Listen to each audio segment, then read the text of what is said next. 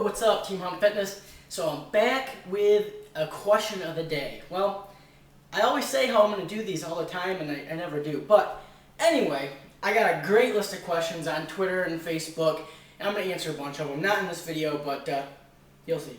So the first one of this series here that I'm going to answer is from my dude, Jed Hassel. He's the man. I mean, come on. You can't beat that kid. And here is the question. He wants to know how important it is to follow your macros off-season. He sees the importance, pre-contest, in-season, cutting, stuff like that, but how about off-season? Well, here's my take on it. Whereas pre-contest, you're going to have a strict set of macros, or any type of fat loss goal. When your goal is fat loss, getting cut, you're going to need to set your macros. You're going to set your calories and carbs, fats, all that, and you're going to want to have to hit those macros as close to possible, because that's your journey, that's your goal, is fat loss. And you can't afford to stray from that. I mean, yeah, we'll do refeeds and stuff like that, but that's still hitting your macros. Off season, my approach is a little bit different.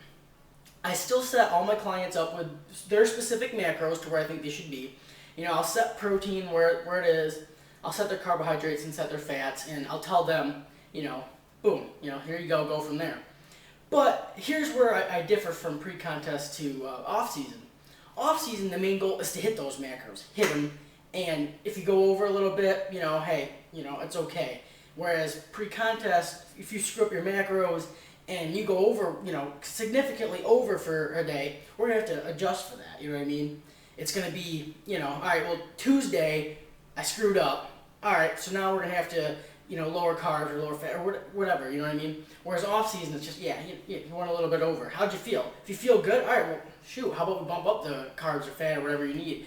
Because if you're feeling like you need more food, go for it. And that's the thing with off season. With my off season clients, number one thing I normally ask them is, say everything's progressing nicely, they're gaining weight, staying lean, all this, I'll ask them like, hey, are you hungry? And, simple, question, are you hungry? And they'll be like, most of the times no, because I set them where they should be, and, they're not getting hungry. But if they ever say they are and they're starving, then I always bump up calories. Because, it's off-season. You're not going to be starving in the off-season. That's for pre-contest. But, Jed, I hope I answered your question.